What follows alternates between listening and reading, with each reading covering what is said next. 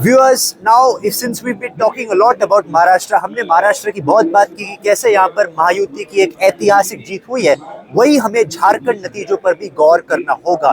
Because क्योंकि BJP के पास पूरा मौका है और पूरा हक है उनको जश्न मनाने का महाराष्ट्र में, लेकिन झारखंड में they have been routed once more, viewers. Yes, after 2019, this is the second consecutive defeat which the BJP faces in Jharkhand. As per the live trends coming in from the Election Commission of India, the India Alliance is leading on 58 seats, while the NDA is leading on only 23 seats. Remember, viewers, in Jharkhand, there are total 81 seats, for which the majority mark is 41. The India Alliance is way past that. If you look at the breakup within the India Alliance, you have the JMM, which has won 34 out of the 42 seats it contested. And the Congress has a very good strike rate after winning 17 out of the 30 seats it has contested. उसके बाद RJD जो एक और party है वहाँ पर, उनके साथ गठबंधन में वो 6 में से 5 सीट जीते हैं, और CPIML 3 में से 2 सीट जीते हैं जहां पर उन्होंने कंटेस्ट किया था। वही दूसरी तरफ जब बात एनडीए की आती है तो BJP shockingly out of the 68 seats it contested, वो सिर्फ और सिर्फ 20 सीटों पर ही लीड कर रही है, या 20 सीट जीत पाई है अभी इलेक्शन कमीशन के हिसाब से।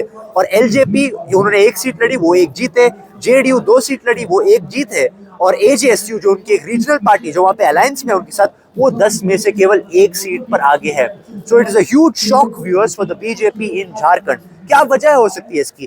One of course was the fact that after Hemant Soren's arrest earlier this year, there was a sympathy wave in favor of him. यानी कि सहानुभूति थी मुख्यमंत्री हेमंत सोरेन के लिए जब वो गिरफ्तार हुए थे, और कहीं ना कहीं ये नैरेटिव सक्सेसफुल रहा कि बीजेपी ने एक ट्राइबल मुख्यमंत्री को पकड़ा था, और in a way this was an attack on the tribals there in Jharkhand. The tribal pride became a big issue. BJP का जो नैरेटिव एक दूसरा था इस इलेक्शन में, इन्फिल्ट्रेटर्स और इलीगल इमिग्रेशन को लेकर, वो वहां की जनता के साथ वहां पर नहीं टिका। It hasn't struck a chord with the voters clearly there in Jharkhand. अब से बस कुछ ही मिनटों में मैं उन specific constituencies, battle ground constituencies के बारे में बात करूंगा जो कि झारखंड में पड़ते हैं, और बताऊंगा कि वहां पर कौन जीत रहा है। तो viewers, all I will say currently, if you look at the results, the mandate is split in the 2 states. It's a BJP and a Mahayuti wave in Maharashtra, while you have an India Alliance romping home comfortably in Jharkhand. A quick look now at the swings at the battleground seats in a while. Thank you. With camera person Vinay Zatisapra. अब दोस्तों, मैं उन specific battle ground की constituencies के बारे में बात करूंगा जिन्होंने इस झारखंड रिजल्ट को कहीं ना कहीं शेप किया है। उसमें से सबसे पहले आता है बरहेट।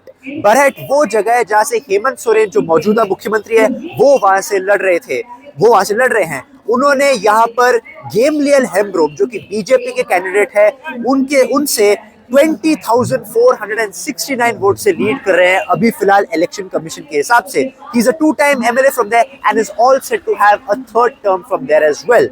सेकंड, कल्पना सोरेन जो कि हेमंत सोरेन की ही पत्नी है, वो वहां पर बीजेपी की मुनिया देवी जो कैंडिडेट है उनसे 1073 वोट से लीड कर रही है।